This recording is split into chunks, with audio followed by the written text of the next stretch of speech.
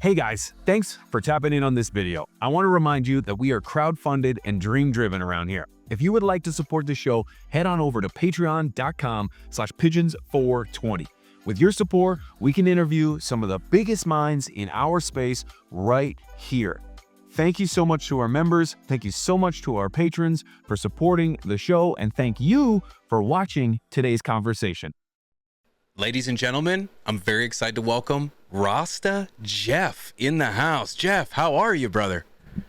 Bro, I'm great. It's good to be on the show. We've been talking about this for a while. I'm glad we've lined it up.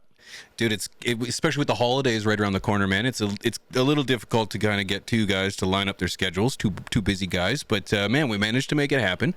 I'm very excited about this, and you are a busy man, from podcasts to genetics to YouTube videos, content, you name it, man. You are a busy guy. So I wanted to kind of dive into what it takes to make Jeff tick, if you don't mind. Man.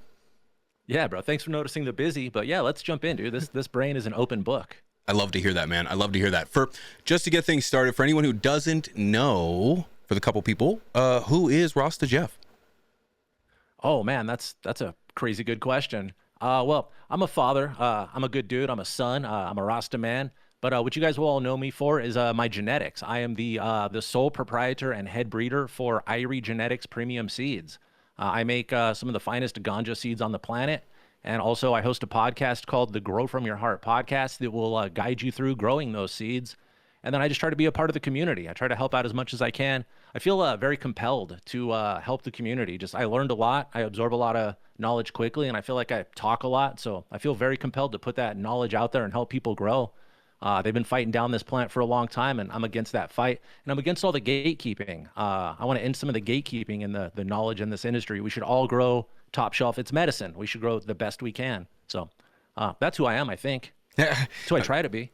Well, you kind of nailed it, dude. I'm glad that you kind of touched on two things. You've been doing genetics for a long time.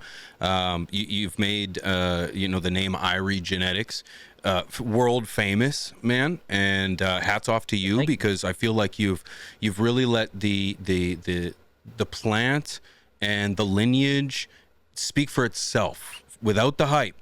And I think that's what respectable, man, and something you don't see today. It's all hype. It's all hype. There's a lot of hype out there. Yeah. I feel like I'm breeding what I love. I feel like it's an artist sort of a thing. When we see it happen in the music industry, the first couple of albums from your favorite band, they're awesome. Then they give them $1 million, and suddenly the music is terrible. I'm not making music for the industry, for the record industry, or for the audience. I'm doing it for me. I'm making these seeds and these strains because it's what I like. And since I'm doing it for what I like, you guys just happen to like it because I'm putting all my heart into it. It's working because it's not manufactured. I didn't build a boy band. I'm doing it with my heart. I like that. Didn't build a boy band. No, you're absolutely right. And man, people see the passion, dude. And I think that's why people are naturally gravitated to you, because your passion for the plant is undeniable. You put the plant and the community and the culture first, and there's something to be said about that, man. So yeah, people see that, people respect that, and they resonate with that, because that's dying. Thank you, bro. That feels good to hear. Yeah, that's dying in every industry. Everywhere we go, it's all just give me your money, turn around, and next customer. And I make myself very available. I was talking earlier with you. I've got a Discord server where I hang out for hours at a time on there, and anybody's welcome to find me on Discord. You can pop in and grill me about the seeds you bought or the seeds you're thinking about buying. And some of my other friends are like, oh, another guy asking seed questions. But I treat everybody like it's their first time asking, so it's my first time answering that question to them. So yeah, I feel available. A lot of the people in our industry, they kind of hide. You've never seen a lot of those other breeders. You hear about them, but you don't see their face. When they go to the events, they don't pop up. You don't see what they look like. You don't see who they are. They send a crew to go work for them. At the events, it's me. If my booth is there, I'm there. My face is there. I may be going out looking at other stuff, but I'm there at that event somewhere. Yeah. So yeah, I try to be a part of it. I try not to hide. The integrity is important to me. Good, dude. And I'm so glad to hear that, brother. I'm so glad to hear that, because it's like the community, our culture is full of people just like you and I who are passionate about this plant, that do have the desire to just let the plant speak for itself. It's just unfortunate that our voices are kind of silenced by the corporate interests and big cannabis and kind of the scare tactics and that are going on. And it's kind of it's kind of just refreshing to just hear when the grassroots kind of speaks up, and I feel like that's kind of what you represent, dude. Is the grassroots. So Thank you, bro. Thank you. keep it That's up, awesome. dude. Yeah, keep it up, man. I'm actually Oh, yeah, right now. You at DGC, you at the DGC Cup gave me some genetics of yours, sir. I got some Blucifer from you, and Excellent. I'm actually growing that right now, and I'm very excited. Very cool. Yeah, very excited to get that going. Excellent. I named that one Blucifer because everybody was coming into DIA, flying in for the cup, and they've got that big blue horse sculpture out in front of DIA, and his name is Blucifer. So that's why I called that strain Blucifer. It's coming out right for the cup. It was my giveaway at the cup. So he's named after that big, sketchy blue demonic horse at the airport is what I named that one after. Okay, that's wicked, dude. I had no idea. That's awesome, dude. Do you kind of get inspiration from like for names just kind of from anywhere? Right now, the name game is difficult because if you think of a cool name, Google it 3 times because it's taken by somebody. So, Yeah, you're right.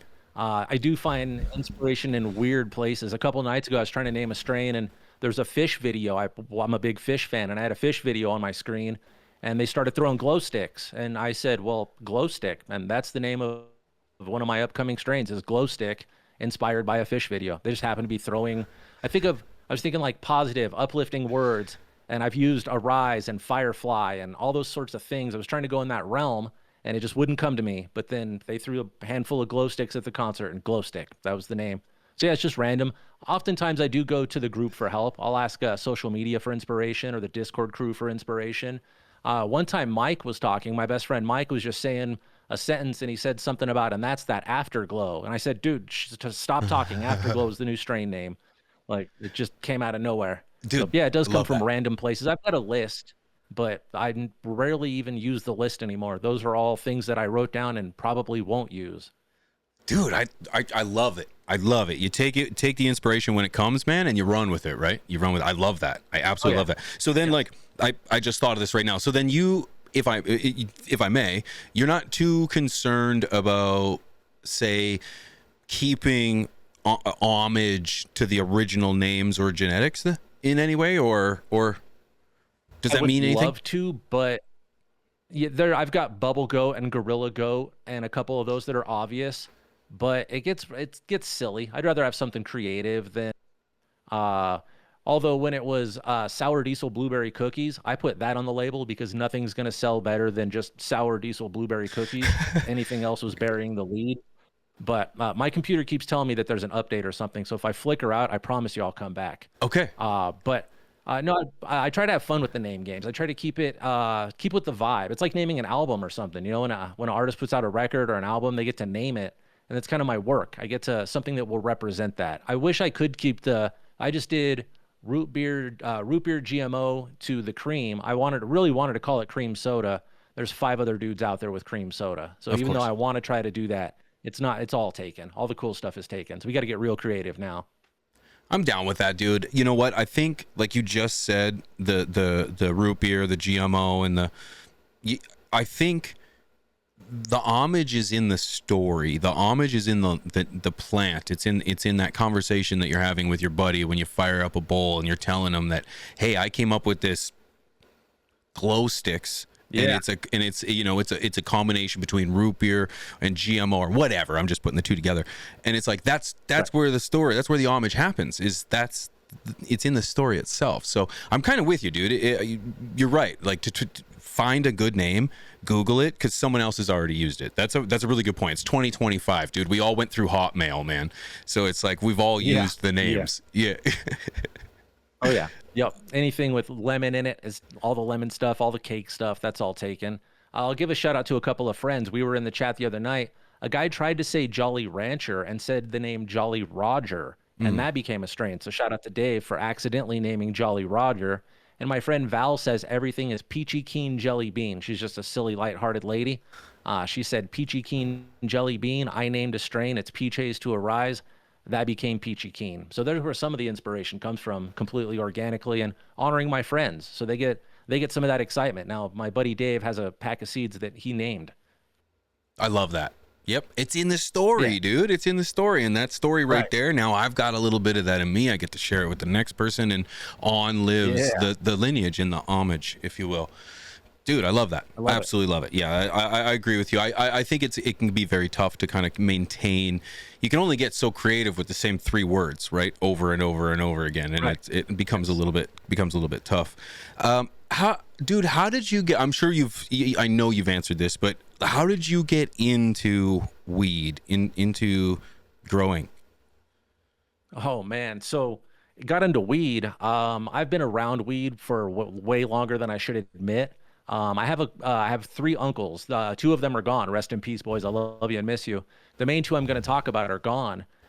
They were weed heads, and I grew up around them. And me being a young boy and them being uncles, they thought it was cool to just smoke weed around me and hang out and let me be there. And I don't know. I just was inspired to smoke weed by them. And then I had some friends in California. I grew up in California, and we just started smoking. And then when I moved to Colorado, I immediately fell in with the stoner crew. It didn't take but maybe 2 or 3 days for, like, you know, the long-haired kids, the Grateful Dead crew. All those kids found me when I moved here and like, you're one of us. And I said, yes, I am. So smoking was just organic. It was just around, and it was what was supposed to, you know, it's environmental. Like, it's a rite of passage as a teenager. But then breeding and growing, I was tired of buying weed. Weed's too expensive. And where I live, you could get either brickweed or top shelf kind bud.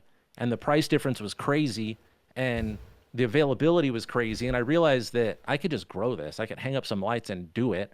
And so that's what I did. I started doing that. I may allegedly have been kind of supplying the black market a little bit, making some moves. And so started growing it to make that more profitable and not have to spend so much money on my smoke. I was mainly selling to smoke for free. It's what we do. You know, the organic progression there, smoke, sell, not have to pay for your smoke. And then I got tired of paying for it, started growing it. And then everybody around here had all the same stuff because that's how it works. You know, you get a clone from somebody or whatever. And then I started buying seeds from all the European websites. And I was very frustrated with a lot of those because you'd pay good money for seeds and they'd grow some crap ass plants. And I took a couple of seeds that I had that were good, a couple of plants that were all right, a clone that I got from a friend, and just started playing with the pollen chucking and seeing what I could do. And immediately was having better results than what I was buying from the stuff off the internet, in my opinion. Of course, I was breeding it from plants that I liked and then growing it in my environment. So it was kind of custom tailored for me. But it all just came out of frustration of paying for the herb and then paying for seeds that were mediocre is kind of what inspired me to do it. I just felt, I don't know, I knew I could do it better than what was out there. Or at least, I don't know, I could at least try. And I feel like I keep up with what's out there. I'm noticed so far. You know, do you think it's crazy that, I know you've been around the block for a minute or two, especially like listening to people and having a community. Do you think it's like a coincidence or crazy that everyone or the majority of people that I hear their testimonials from when they say they started growing were growing better weed than they were getting from the street or from their source? Do you think that's a coincidence, or is it just the fact that like fresh produce is just always better? Right. Well, there's a couple things I think happen there. One of it's ego. You know, everything we do is going to be better than what the other guy did. Sure. Yeah. That's going to get in the way there. But then there's that we put love into it. It's got your essence into it. Even if it didn't come out super good, you still cared for it. You got to see it and nourish it. And no matter how ugly your baby is, you're going to love it. So it's going to feel good smoking that weed. You know, so there's a little bit of both. But yeah, we probably were putting some love into it and growing better than that guy that's just growing it to sell it. We wanted to consume it and enjoy it. So there's a lot of factors, some ego for sure, but yeah, I bet we did do a good job compared to them because we cared. Yeah. I think so too. I obviously ego plays a huge part of it. Placebo is an incredible variable to add to the situation, right? And because I know that the first stuff I grew was amazing, or biased, right? I think it's amazing, or it was amazing, because not only did I go through that entire process, dude, where it's like, you from beginning to end, you bit your nails when you really just wanted to smoke it, and you held off, and it's like you get through the whole process. It's like it's enjoying the fruits of labor, right? So I know that there's definitely a placebo effect there, but getting a good supply of weed is tough, dude. Whether that's the legal market or even the black market. Yeah.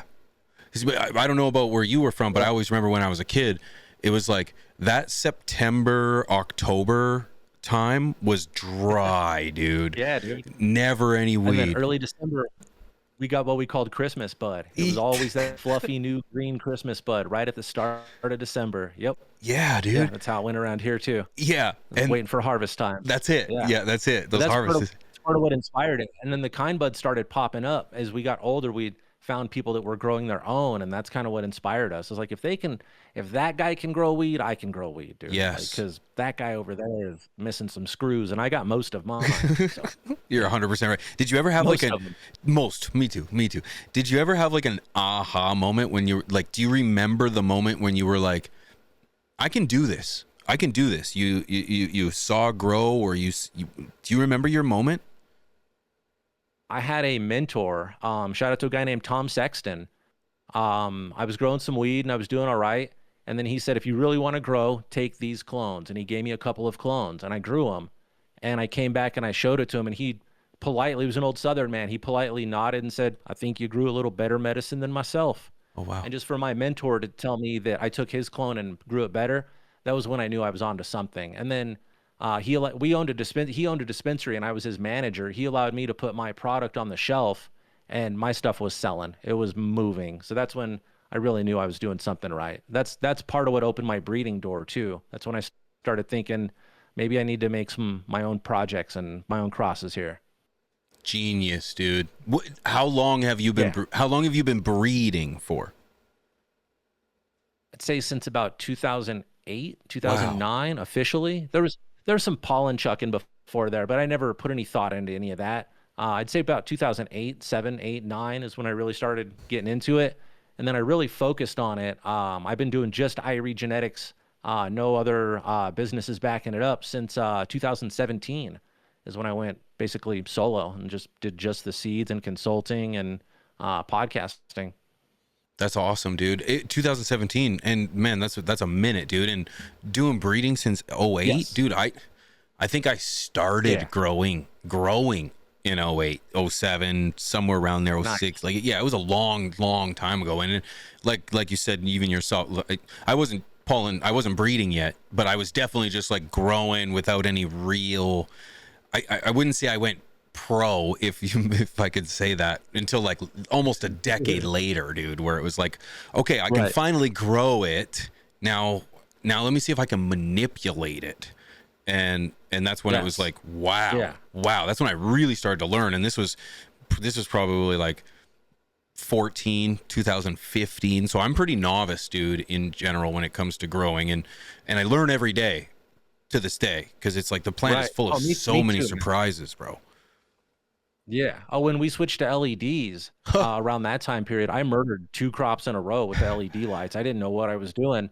I switched in the middle of winter, and then we got like negative 17-degree temperatures here. And I'm used to having an HPS light. You just turn them on, and the whole room is hot. Yeah. Those LEDs did not do that. And so first of all, I was freezing them, and then I was roasting them with the lights, trying to heat up the room, because I was just turning the LEDs all the way up. So they were yellow because I was burning them, and then they were yellow because they weren't eating because they were frozen. That crop got all cut down and started over. And then I started again and realized I was just roasting. I didn't think I was giving them enough light because they were getting yellow. I was bleaching them out. I was roasting them with that light. So yeah, there was a bunch of learning curves. As the equipment changed, I had to learn a lot. And then commercial cultivation, once you go from the basement boogie to a big, like 30,000 square foot warehouse, that's a small space. Then it gets way different. Yeah. Wow. No kidding. Are you in a 30,000 square foot facility? Not anymore. No, that's what I, for a long time, up until COVID, that's what I was doing. I was doing consultations and running commercial grows. I would go in and basically, my goal was to improve or increase your business by 30%, whether that's cut costs or increase harvest weight or whatever. I just walk through the clipboard and watch and see what's going on and find ways I can improve your grow. And that was kind of one of my specialties there. Wow. So I would drive up and down I-25 in Colorado and go to different grows all day and tell you what to do, how to fix it, and cuss you out and tell you why you can and cannot grow. Hell yeah. It's like kitchen nightmares, dude. Like you come in and you tell them how to fix it. Yeah, dude, that's amazing. What an opportunity, brother. To skip to the end real quick before we get in, was it COVID that kind of ended that? Or was it YouTube that or like content that kind of took over? Exhaustion, boredom, maybe not frustration, boredom. And I was able to walk. I was able to stand on my own 2 feet without having those kind of gigs. And it's really exhausting going to a cultivation facility and explaining. And I love the grow techs, but it's a bunch of 25-year-old bros and girls that they want to work their 8-hour shift and get out of there. So you go in there and you tell them what needs to be done, and they kind of do it. And then there's still problems in the grow, and they can't figure out why. It's because they're not doing the things you guide them through.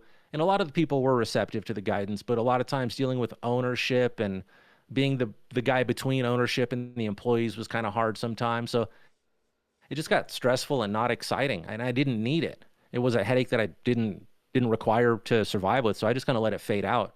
I was a contracted consultant, and when all the contracts ended, I just didn't renew any. I just kind of let them slide. A little bit of freedom felt good. Yeah, dude. Oh, dude. I can imagine. It could be definitely stressful. I feel like when you talk about speaking to owners and stuff, these are people that already think they know everything anyways. And then when you're going to come in and try to give them a little bit of advice based on the plant's biology, it's like, and lifestyle, it's like they just don't want to hear it, even though they're looking for that consultation in the same regard. Right. I always say that there's an owner and an investor. Oh, go ahead, bro. I cut you off. Our connection's getting a little weird, but we'll make it work. I was just gonna say it is getting a little weird. It could be the update or whatever, but as long as we're caught up, we're fine. No, and I kind of cut you off because you were gonna continue, and I think it was the connection. I was gonna say, I feel like there's always an owner and an investor and a consultant and a grower, and they all kind of just slightly lie to each other just to make the business run. Owner tells the investor, I'll have your money in 13 weeks. And the grower says, well, harvest isn't for 12 weeks. And then the owner tells the investor, we'll have money in 9 weeks. And so now the owner's telling the grower, you got to cut this week off by a week early. And then the grower says, well, then it won't be as good.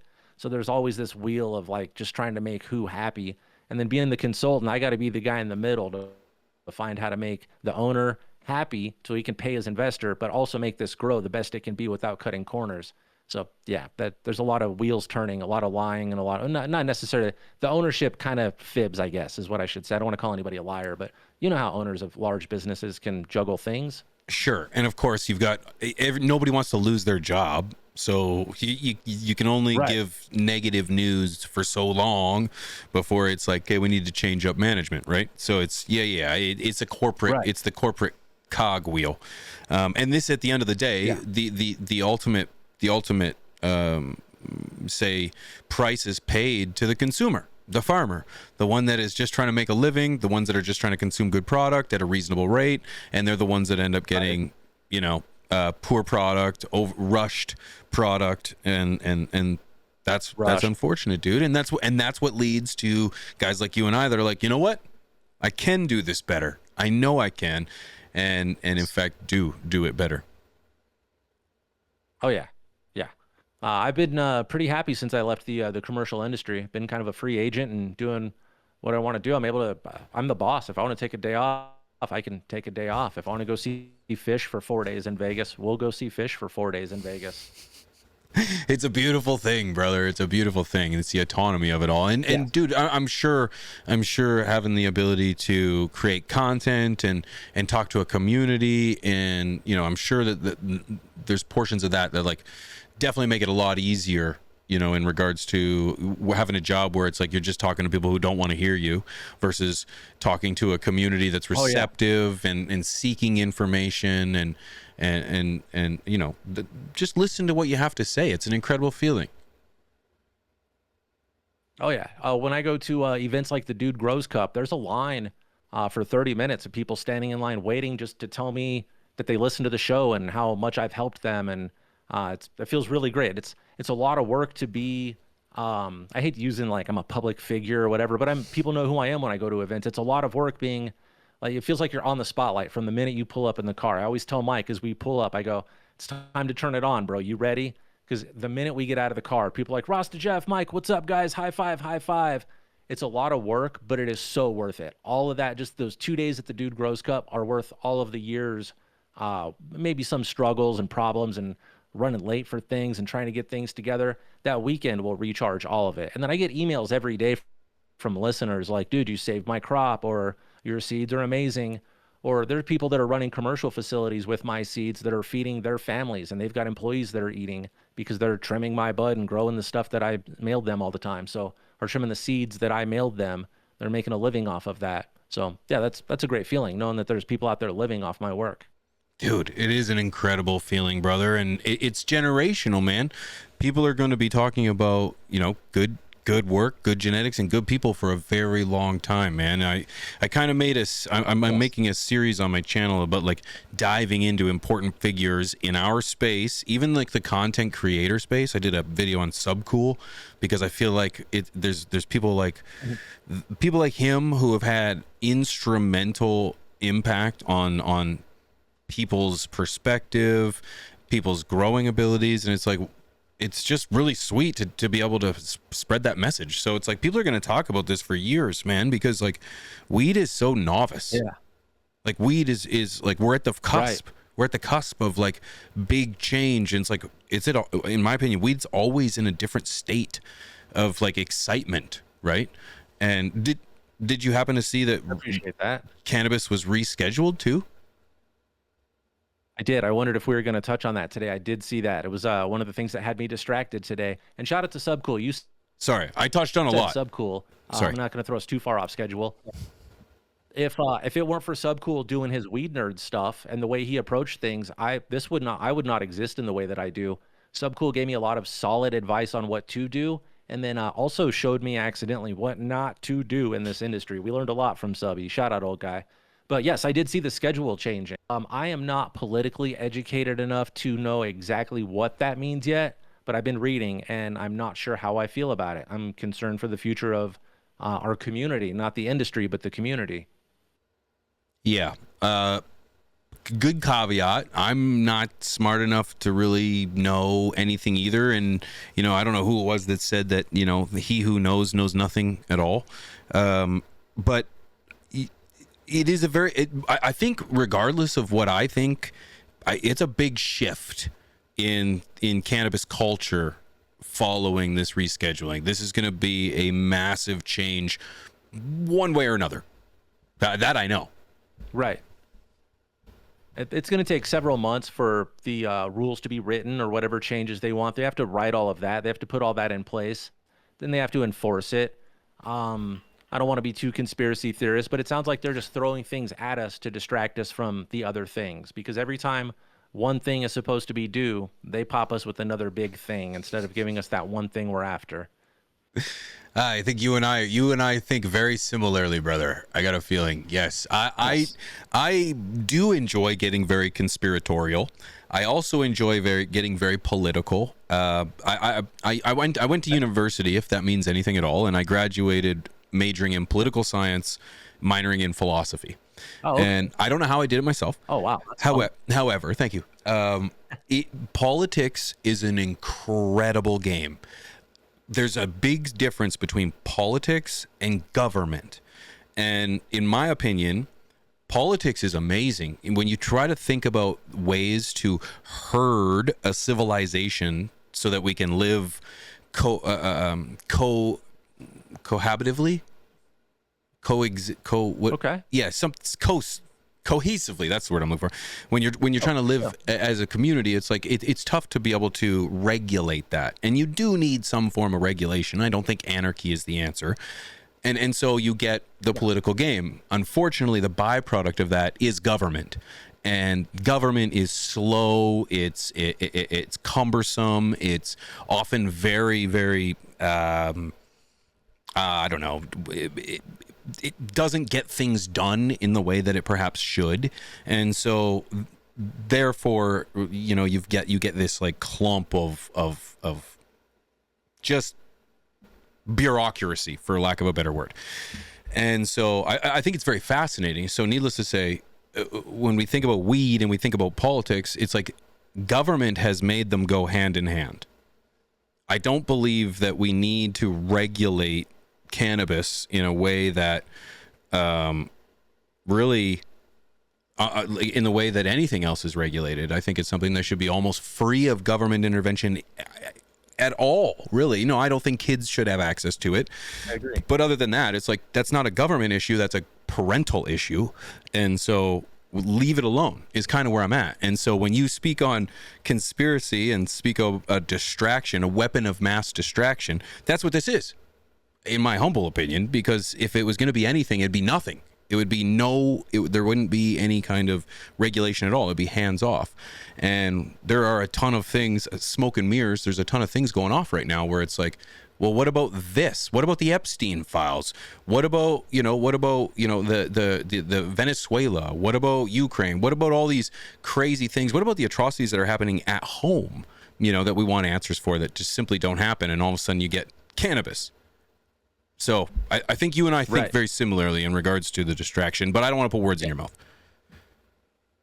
No, we were on I wasn't going to say anybody's files, but yes, we've all been. I've wanted to name a strain Epstein files because everybody wants it. I think it would sell. Just name it file for it. Yeah. Bravo. Yes, that's really good. I like that. Everybody does want. I heard approval from the producer as well. Thank you. I heard approval in the background. Thank you. Oh, that's funny. No, that's good, dude. Like I said, I'm an open book, dude. I like to talk about all these things because it's there's a very common saying that you shouldn't talk politics at the dinner table, and I feel like I feel like that's not true, man. If you It kind of then gets said that you shouldn't talk politics at all is really what ends up happening. And it's like, well, no, it's like, if you're not going to talk to the people who are sitting at your dinner table, the people you love and trust, one would assume, who are you going to talk about this with? Right. And so I trust, I rely on Mike to teach me a lot of the political stuff. I don't understand a lot of the things, and Mike thinks that way, and he knows how my brain works. So he can say this long sentence means this, dude. And he can say it in a way that I get it. So yeah, I have to trust in my best friend Mike to teach me that stuff, a lot of it. Dude, there's something to be said about surrounding yourself with people that are smarter than you. That is a saying I believe in. Yes. Wholeheartedly. Oh yeah. Yeah. To segue wonderfully, because I'm great at that. Rasta Jeff, may I ask where you get the name, where the inspiration comes from? One could assume, but I'm curious what your answer is. Yeah, well, I've got some dreadlocks that go. These dreads go to my ankles, bro. I don't know if you can see all the dreadlocks we got going on here, but I've been following the Rasta culture for. My daughter is 22, and I was practicing Rastafari before she was born. So, I was surrounded by some great people, and some of them were practicing Rasta, and I was drawn to them, and they taught me a lot of great things, and I decided that was the path I wanted to follow. Like I said, that was before my daughter was born, and she's almost 23. Wow. So that was almost 23, 24-ish years ago that I just decided that was the way. I feel when I listen, life is good, and I've noticed that the more that I pay attention to, and you could call it whatever you believe in. You could call it the spaghetti monster. You could call it whatever. But when I listen to the thing and pay attention to the thing that I believe in and follow that guidance, life is abundant and better for me when I pay attention than it is when I ignore it or try to resist. So I feel like it's working for me, and I believe in it. I got faith in it. I don't know what else to say about that. Like when I listen, it works. That's the best I could tell you. Okay. I can buy that. I got to be honest. I'm very ignorant to the Rastafarian culture, the movement as a whole. When you say listen to it, am I supposed to know what it is, or is that just when you listen? I call that. I call it Jah. I call it Rasta say Jah. We believe in Jah. That is the embodiment of what we would call God, I guess, which you guys call God, or most religions call God. We say Jah. When I listen to Jah or whatever that voice is, that spiritual voice in my head, when I've got you've got it.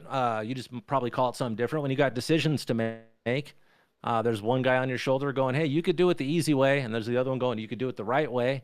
That's kind of the voice of Jah, kind of giving you decisions, and Jah will let you know which decision to make. And if you listen, that's when it all goes right for me, I believe. So yeah, Jah, that's what I'm listening to is Jah. And we say Jah is God, and then we say Rastafari is that's Emperor Haile Selassie, King Selassie from Ethiopia. I could go way deep into that, but your listeners don't want to hear a big Rastafari lesson. No, please. But, Rastafari reminds us to Rastafari was a reminder to us. He's considered the Messiah, the return. So he reminds us to love and pay homage to Jah. So that's why we say Jah Rastafari, because he is the embodiment, is what we would call him. I don't want to go too deep into it here. Sorry. No, it's beautiful. No, please. There's a lot of things about I'm genuinely curious. Rastafari. Will tell you that we don't teach a lot about Rasta, because if I teach you your Rasta path, you might not follow your path that Rasta set for you. So you're kind of supposed to discover that. Like we'll open the book for you, but then you got to read the stories yourself. Is kind of how Rasta teaches. Okay, that's beautiful. Thank you for explaining that. No, I honestly have no idea. I've studied religion, but never really touched on anything Rastafarian. Is there a book that like Christianity has a Bible, Judaism has the Talmud? There are different tribes of Rastafari. There are 12 different major tribes of Rastafari, and some of them will follow different books and different teachings. All of it is Torah based. All of it comes from Torah. A lot of the teachings come also from the King James version of the Bible. A lot of stuff comes from Numbers and Leviticus. Like the dreadlocks come from a vow that says, "I will not put a comb or blade across my head for the duration of my vow." That's what the dreadlocks are from. Part of it talks about the diet. Will not eat anything from a cloven hoof is part of the Nazirite vow, is what that is. So that's where a lot of that comes from. Okay. Numbers and Leviticus. Okay. That's fascinating, dude. I appreciate you and filling me in too. And legitimate questions. I've never really explored it. Why? Yeah, I wasn't prepared for Rasta questions. That's good. No, perfect. This is great. Why though the comb? I can understand the hooved animals because those are. Is it because they're dirty animals? Yeah, a lot of the Rasta teaching is about cleanliness. It's all about, and you'd think since they got dreadlocks and everything, you'd think there's a lot of stigma that they're not clean, but Rastas are very clean people. It's a lot of the practices about cleanliness and hygiene. Okay, so why the comb? I don't. The vow says a comb won't go across your head. That's just part of the vow. I'm not sure the depth of what the blade or the comb is for. It's to express my commitment for this duration of time. I'm not going to alter myself. I'm going to honor myself the way that I am. Very cool, man. Very cool. And so, dude, it's through that right there, that conversation that we had, that we spread the awareness, and for that I'm forever grateful. So thank you for enlightening me. Respect. Thank you, dude. When you're creating like genetics and you're trying to maintain a lineage, one thing that I enjoy about you is that you don't just jump from one thing to another. You focus, man. You focus and you hone in on things. I feel like that's something that's kind of missing, and that's kind of how we've gotten to this this kind of pollen chucking culture that we kind of have, where it's like we're not searching for anything great. Right. We're just getting out things for profit.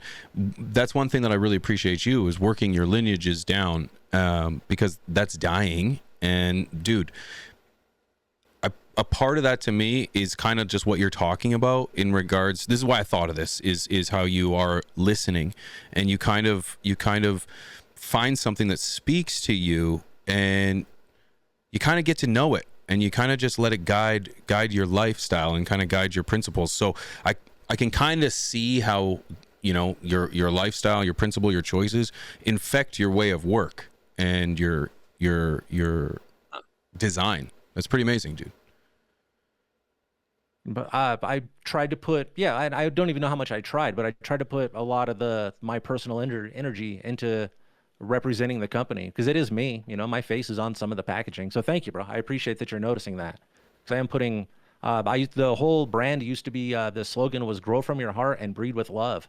So I'm glad it's showing. That it sounds like it's showing. I don't think you're trying at all, dude. I just feel like it's like just the way you're principled, where it's like it's discipline. I think it's discipline is a good way to put it. You're just very well disciplined, brother, and it's obvious. And it's showing. Your discipline is showing, sir. I appreciate that. No Thank problem. you, brother. Thank you. Yeah. No problem. No commitment issues here. What are you working on right now? What's kind of got you going? Ooh. So I've got a tent that is it's probably going to get harvested tonight or tomorrow, depending on how time goes. I pollinated a bunch of things with a reversed ice cream cake. I've been growing the ice cream cake, and that plant is just phenomenal. So I took a few of my favorite cuts and a few of the other hot cuts I've got and put them in a room, and they should come down tonight or tomorrow. And pretty excited because I made ice cream cake to the machine, or it's the opposite. It's the machine to ice cream cake. I made Han Solo burger to ice cream cake, and I think those are going to be tremendous washers. Those should just dump rosin for the rosin heads. Sweet. A friend of mine kind of asked me to do that. He said, "Hey, I need some rosin stuff from you. Do this." And so I did kind of what he requested, sort of. It was kind of his idea, and it sounded like a great idea. So I went with it. And that Han Solo burger plant is so stinky. I cannot wait to see what it does with the ice cream cake. There's a bunch of other stuff in there too, but I only reveal a little bit at a time. There's Lemon Jeffrey, there's the machine, and there's Han Solo burger, all pollinated by the ice cream cake. There's more too. Of course. Yeah, I'm stoked on those. Dude, that is very exciting, brother. And it's kind of no surprise to me that you're kind of finding the washing route. Do you feel like that's like taking over, like washing in general, like concentrates, live rosin? Oh yeah. Like 70% of the market, maybe 80% of the market in Colorado is concentrates, and at least half of that is rosin. Everybody wants rosin right now. When you go to the stores, even the people that used to just buy dusty old flour from the bottom shelf, now they're venturing up and trying the concentrates and getting into the rosin. It took a little bit, but now with the electric rigs, now that we don't have to take a dab with the torch and look like we're doing crazy drugs, now everybody's down to hit a Puffco or a Carta. It makes it so much easier. Yeah, dude, you're 100% right. I didn't know the concentrates were already taking over at that rate. I knew this was going to happen back. Like I'm in Canada, so we had legalization in 2018, and watching legalization. I'm going to say that lightly, save me an entire argument.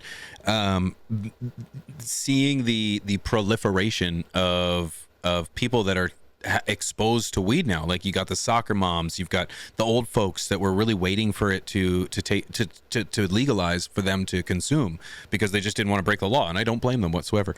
But seeing that happen and seeing, you know, the easy form of consumption taking over was kind of just like no surprise. But to see it taking over at that rate is kind of like, wow, flower is dying, it seems. Right. A lot of people call it pre-run. You hear the youngsters, they say you got that pre-run, and they mean flower because they're just going to take it and run it, turn it into something different. Pre-run.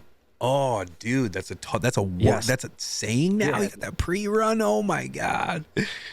Wow, dude. Yeah. Wow. Yeah. It's a shift. It's a crazy shift. That's insane. The pre-run, Right. and that's the flower. Because, That's the good stuff. you can, if things are moving. If you happen to be moving something, you can take a pound of weed and turn it into something this big, and you know it's much easier to have with you if you're driving, or you don't have to carry as much in your backpack or wherever it might be going. It makes life a lot easier. And now everybody, we're talking about the other people consuming, the new consumers. You can just get a pen with the best live resin on the planet in there for like 50 or 60 bucks and just hit it just like this. You push a button and pull. And it takes one of those, and it'll get the average smoker. You'll get stoned off of that. So it's so much easier. Yeah, you're totally right, dude. You're totally right.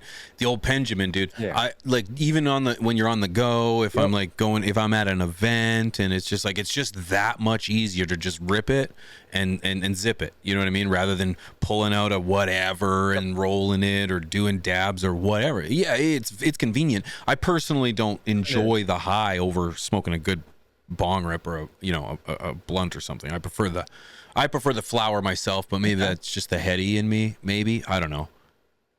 Yeah. Everyone's got but if you're at a concert and you're not high, you know, that pen buzz is way better than no buzz. Damn right it is. Yep, you damn right it is. Yeah, definitely at a concert and you just want to send some clouds skyward, and it'll definitely do that for you. What's your preferred method? If you were stranded on an island and you could only bring a couple things with you, what are you bringing? Oh man. That's a tough choice because forever I wouldn't want to be stuck just dabbing forever, but my go-to is a big fat dab. I've got an Encycler rig. Shout out to my boy Captain Chronic. I've got a rig from Captain Chronic with a tower on there and the perfect carb cap and a pillar and a fat dab, a little bit too hot of a fat dab. That's the way to go. Like about a half, maybe a 0.3, 0.4 of some green dot batter or rosin out of my favorite Captain Chronic rig. That's the dab for me. That'll change me right up. But man, if you made me be stuck on a desert island, I'd probably just pick some joints, just because then I can smoke weed and enjoy actual weed and not be just blasted constantly. Yeah. You know what, dude? If I could have a piece of glass, and like I'm a glass guy, so if I had like a little something, I could put a little bit of water in and just some flour. I guess it couldn't be glass though, because I would definitely break it, and then I would have nothing to smoke out of, and that'd be even worse. But we're the ingenuity of a stoner, though. I'd be converting a coconut into a bong some way, you know? Oh yeah, we become MacGyver very quickly. Very we become fast. MacGyver when we need to smoke weed. Yeah, you're absolutely right, dude. I'll be using the glass as like a reflector or like a dude. That's crazy, dude. So creating content, something I want to kind of talk on. This is something that really speaks to me, and I know a lot of people listening are either future content creators and or current content creators. You're a busy dude. I like to kind of talk about people who are busy, successful, and their methods and use of consumption. How do you manage your consumption use? And you said you're a father, you're a businessman, you're a grower, you're a toker, and I'm sure you enjoy going outside and enjoying fresh air every now and again. How do you manage consumption, business, and life all in one? My consumption is ridiculous, and I've got the ADD. So I'm the kind of guy that when I smoke, I actually get focused and get shit done. So I smoke. It doesn't slow me down. I've got a rig on my desk with not an e-nail, but a similar setup. It's hot all the time. I got a Puffco sitting here right next to me. Dude, I just puff like it's natural, and it doesn't slow me down. It kind of keeps me focused, to tell you the truth. So yeah, it doesn't. My daughter's an adult. She's 22. So sometimes if I hang out with her, smoke with her and get her uncomfortably high and then take her to lunch, it's super fun. So it all fits in. The business is a weed business. I've allowed myself to, since it's a weed business, nobody is surprised that I'm high. Nobody expects me to pass a drug test. So it makes it super easy. I love that. Uncomfortably high and then take her for coffee. That's exciting. And my boy's 14, so there's gonna come a time, dude. There's gonna come a time. When you talk about consumption and your daughter, if you don't mind me asking, how did you manage your consumption and your relationship with your daughter when she was younger? I've got an office, and basically when that door is closed, you can knock, and then I'll help you out, but don't go in the office. I basically keep, and she's an adult now, so back in the day, it was just don't go in the office. That was, I wouldn't take the smoke accessories anywhere else. They'd stay right there on the desk. And when I went in there, everybody knew that was Dad's couple of minutes and he'll be back. And she didn't understand why. But then one day she got in the car and she had a burn on her arm. And I said, "What happened on your arm?" And she said, "Haley burned me with the dab nail." And she didn't even realize what she had said, but she told me the truth because she doesn't lie to me. And she said, "Haley burned me with the dab nail." And I just looked at her like, "Do you realize what you just said?" Because she didn't. And she goes, "Oh, shit." And she thought about it. And she goes, "Well, I guess the question now is, when are we going to smoke?" And I told her, "When you show up with some good concentrates." And so a few weeks later, we went to hang out, and Kid had some good concentrates. And that was how that all began. Dude, that's epic, man. So pretty open then, I would say. You didn't really hide anything, right? I'm the same way. No, with consumption, I don't think children should witness or watch their parents consume. And I would like to say the same thing about alcohol. But it's just something that I'm a little more comfortable. Society has allowed me to be a little more comfortable with the consumption of alcohol in front of children than cannabis. So I try not to. I've never been, I shouldn't say never, but I've tried to never be ridiculously drunk in front of my children, or my son rather. I only have one kid. Right. So, but I think that's kind of the point, really where it is. It's like, don't let your children see you in that state of weakness. But Right. it's the same thing with consumption. I don't with you is like I still to this day, my kid's 14, and when the door's closed, the door's closed. This is my space, and this is an open space. He can come in here as he chooses if he so wishes. I would prefer if he asked if he was coming in here for any reason, but we share a headphone cord sometimes, so he'll come in here, grab the cord, and leave, whatever. But it's like, yeah, I feel like being open with kids is the number one answer. And earlier when we were talking about politics, dude, and we were saying that children should not have access to weed, this is a parental issue. We should be teaching our children not to be smoking weed, not expecting our government to lock it up behind a counter and ask for identification before. Government is reactive rather than being proactive, and the parenting is being proactive, making them avoid getting there in the first place. So it's like, just be open and raise your kids, and it sounds like you did just that, dude. Yeah, I was very open with her about everything. I just don't like my parents never hid a lot from me. Maybe they probably should have, but no, just hiding things felt. I never really hid it. I just never showed it, you know. So being open about it, I think it worked. Yeah, because when it was time for her to tell me how she burned her arm, she felt no need to lie to me about it. So yeah, thank you, man. I feel like I did it right. Nah, I think you did too, man. And it's not like this is written in a book somewhere, you know. It's like we're kind of taking this on one day at a time, one relationship at a time, one conversation at a time, and it's, you know, it's nice to every now and again think, okay, maybe I did handle that okay, and maybe we are on the right track.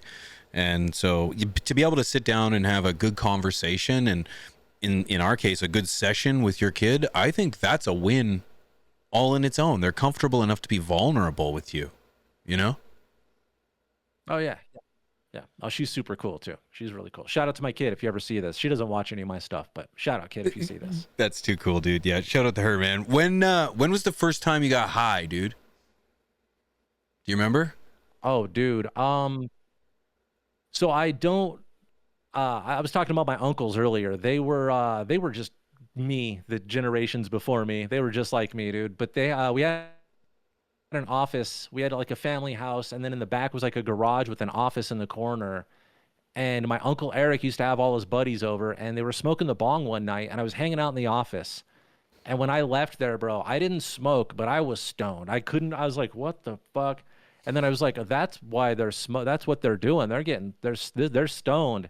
And so I think smoking with the uncles in the office was the first time I really noticed it, that I was high, that I can remember. And then one time we were in a car, I was with my uncles going to a concert, and they were driving a Chevy El Camino in the back, and they smoked a joint in there, and I got lit, dude. I remember getting super lit for that concert. We pulled up, and some girl was selling chokers, and she had chokers, and it said choker, $25. And dude, you know the joke I had to make. I said, Uncle Eric, you got $25 so I could choke her? And dude, we were three stoners laughing together. That was a stoner at that point. Like I was one of them. I had crossed the little kid line and became one of them. So yeah, I got lit up in the back of that El Camino and then hung out with them at a concert. It was super memorable for me. And they're both gone now, so those memories are awesome. Epic memories, dude. Epic memories, man. And what a great first scenario to lay down out, getting high for the first time, you know, back of an El Camino. Dude. Yeah, that's fantastic. Great stories. Yeah, right? And dude, those are the stories that live on, man. That's now I got a little bit of that in me, and I get to spread that to the next, and that's how memories live on. And it's like the same way we were talking about lineage of a genetic, man. It's all in the story, brother. It's all in the story, and that's what's fantastic. Such a good segue, bro. Yeah. Beautiful, dude. Such a podcaster. Awesome segue. I love that.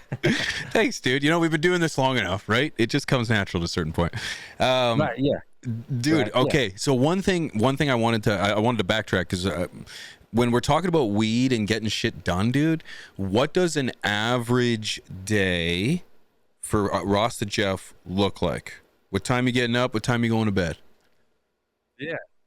Oh man, I try to be, well, they could vary just depends on how life goes, but I try to be up around like the 9-ish time frame, which for some people they say that's kind of late, but like around 9, and then check all the plants, do a quick check on the plants, make sure nobody needs anything. If they need stuff, we take care of them. Answer emails. Allegedly there might be other locations I have to go check on, so I'll go check on other houses and make sure everything's cool there. Get any packages ready that need to get shipped out. Try to get those ready early so they can go to the post office. Gardening, lots of plants to be taken care of at different places, allegedly, maybe. And then package up some seeds. There's always seeds that need to be packaged. Every day is kind of different. I don't do any, like, there's no super set routine. I've got some grow lights that come on at 6, some grow lights that go off at 6. So I'm in the garden about 5:30, checking on the ones that are about to go off. And then when they shut off, I go check on the 6 o'clock crew. Then I like to do a check on my personal garden at midnight before I go to bed. And then I usually hang out in Discord. When I get done with my major day chores, I jump in my own Discord server and take dabs with the crew. I've got a bunch of great friends over there. Take some dabs, and then just see what else is going on. If sometimes my mom needs me for something, sometimes my daughter needs me for something. Sometimes I go to a drum circle. I like to go hang out at drum circles, or on the weekends I go to a lot of comedy shows. Go to a lot of comedy shows. This weekend, Mike and I will see Kevin Smith and Jason Mewes at the best comedy club in the world, the Comedy Works in downtown Denver, Colorado. Oh. So I do keep myself busy, yeah.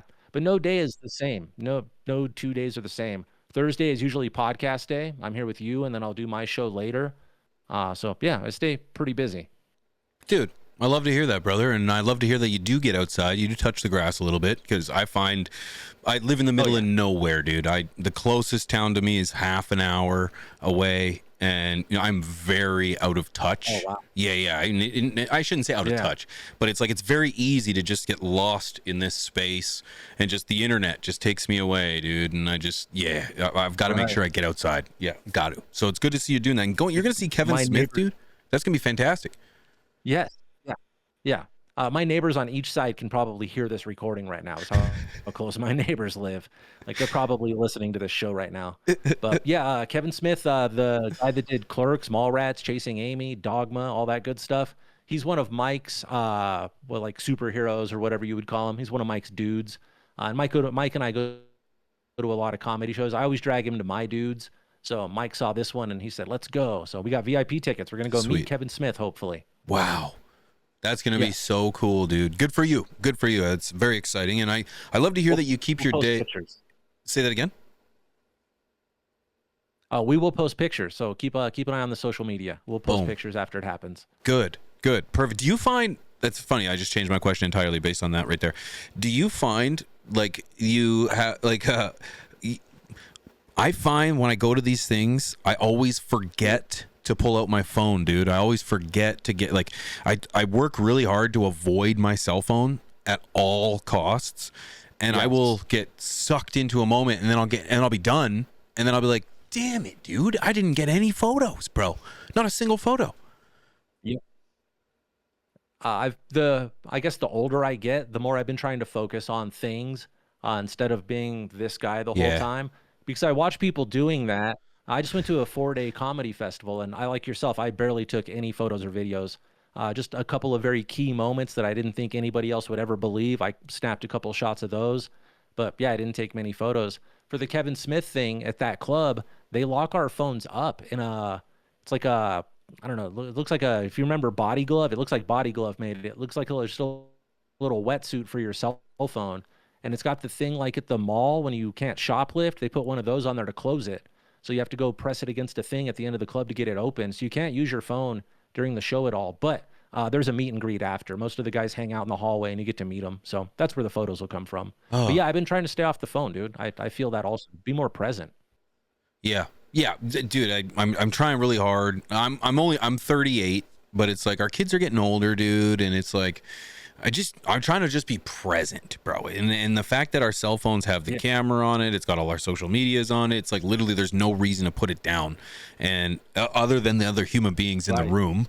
And so yeah, I did the same thing when I go to MJ BizCon. I went to Vegas like last week or whatever it was, and it's so much easier, dude, to just strap a GoPro on your chest and then just walk around with it, just doing time, because dude, it captures everything, and you can just stop that footage at any time, and it's good 4K footage. It's like, yes. So GoPro on the chest, dude, is a wicked hack. Now, what if you went to the comedy club and said you didn't have a phone, dude? Do they expect they probably pat you down? No, they don't. They try. It's an honor system, but if you take it out, then they'll come kick you out. Good. Yep. Good. Yeah, so Good. Because yeah. you can't have a I set. think it's there. I Sorry, think please. it's there more because you instinctually just reach for your pocket and do this. You just Mm-hmm. catch yourself going, huh? And really, if that's more like a layer of stopping you from doing it. It's just having a like a little a no, you can't. It reminds you. So Yeah. once you reach for your phone, you go, oh yeah, I'm all locked up, shit, and you just put it back. But so you could lie to them, but then they'll kick you out. As soon as you pull out your phone, they'll kick you out. Yeah, right. No, and they should, because like a comedy set getting out ahead of like the comedian saying it could be detrimental, man. That's a whole set that they would have to redo, and oh man, it would be horrible. I couldn't imagine. And so yeah, there's that, Yeah, and then of somebody course. gets it. I appreciate it. Yeah, and of course, then there's the social aspect of it. Of like, yeah, there might be that down moment where you like maybe they're taking a sip of water or something. And that's when everybody goes for their phone, and then he goes to line up the next joke and nobody's paying attention. That'd be frustrating. Yes. Yep. I go to concerts and make fun of people with their phones out by recording their phone screen, like behind them, and showing my buddy, look what he's recording. It's silly, but I think it's funny when other people see you doing it. You're recording their phone screen. Yep. It's my silly joke to myself. It's fair. No, that's good. No, it's funny. It's funny. And you know what? We as human beings, here we are just preaching from the internet where 90% of our audience is probably watching this from their phone. And they're probably either sitting on the can or in the lineup for groceries or something, So it's like, don't put us down. Yeah. Don't put us down. By now. Yeah. Keep watching. Yeah. So when you're done, go find my social media. And then after that, go find my podcast and then watch old episodes. That's it. And get locked in. Click please. on my sponsor. Yeah, that's it, dude. Yep, that's it. Dude, if little Rasta Jeff could see you now, what would he be the most proud about? Oh man, and it might be dark, but that we made it, bro. I came from I didn't have the brightest future when I was younger, and we made it. I'd be most proud, and this is gonna sound cheesy, but my mom is a single mom, and she struggled to take care of me. I was a pain in the ass, dude. I was not an easy child or an easy adolescent, and now I employ my mom. Now my mom is my star employee. I was just able to give her a fat Christmas bonus. So when I was younger, I didn't have respect for the parents and adults as I should have, and so now to see that I employ my mom, like, now I'm not saying like she wouldn't survive without me, but I employ that lady. She took care of me and got me all the way through to where I could be an adult. And now she's ready to retire. And I've given her a job that she can manage as somebody who's about to exit the work field. She's just about done working and going to retire. And I'm keeping her going a little bit, she's got a nice salary. She's got, like I said, a fat Christmas bonus. And when your mom works for you, she knows that if she goes, hey, I need Tuesday off, you go, take Wednesday also. Have a good week. So that's pretty great to be able to employ my mom. That's something I think and I had no idea I was going to have a daughter. My daughter just graduated. She's got her second degree. She got her second degree last week, and she's 22 years old. So that's shit I'm proud of right there. Taking care of my mom and my daughter. I don't think that little me would have ever thought of that. That is beautiful, sir. That is beautiful, and you should be proud because you raised a strong woman, and you, sir, are a product of a generation raised by strong women. And I'm. It's pretty amazing to see the amount of men in our position or in our regular life that were raised by strong women, man. And it's a beautiful thing to see how you were able to pass that on to make another strong, independent woman, man. So good for you, brother. And I think little Rasta would be very proud and very excited to grow up and to bear the responsibility that you have today. So good for you, dude. Beautiful story. Thank you, bro. That's really cool to hear. Yeah, I don't think about that sort of stuff in life, so thank you for the reminder. You know what? I honestly think that like that's by design, bro.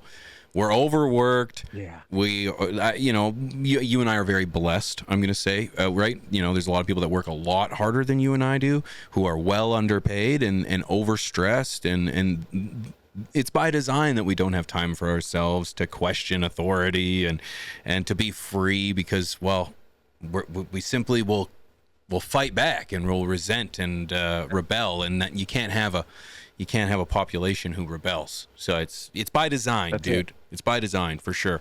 Yep. Again, get back into your phone. That's it. That's exactly it, dude. To fall right back into the rat race and into the, what do they call it, a doom scroll. Argue with people we don't even know about shit we don't even care about. Dude, and the reality is we probably agree, not probably, we do agree on way more than what we're told that should divide us. And I refuse to be a cog in that wheel, dude. I don't want to. I want to love first and ask questions later. And let me tell you, unfortunately, you pay a price, because there is the very truth to saying that nice guys finish last. But don't take kindness for weakness. That's another thing that I think most people, tend to forget, is you can be very loving and you can be very open, but that doesn't mean that anyone should fuck with you, right? Oh yeah, absolutely. Mr. Jeff, Absolutely. if anybody wanted to reach out to you and to dive in deeper, please, where would they go to do so? I've got a website, IRIEgenetics.com. Everything is on there. There's a link to my Discord server, my podcast. There's a link to get my seeds on there. It's IRIE Direct is where the seeds are. And then, of course, Instagram, I've got another account. It's IRIE_genetics_3.0, because they got me again. They'll keep taking me down. I'll keep making new accounts, whatever. That's how it goes. But IRIEgenetics.com is the main place to find me. Everything is there. Fantastic, brother. I want to thank you again for making time for me, for talking to the community and opening up, man. It was beautiful. I thank you. And I look forward to our next conversation, dude, because I feel like, or I hope that this is the first of many to come. Oh, yeah, dude. We're just getting comfortable. I'll be back. I love that. Jeff, thank you so much. Stick around right after this. For everybody else, thank you for watching. We'll be right back after this.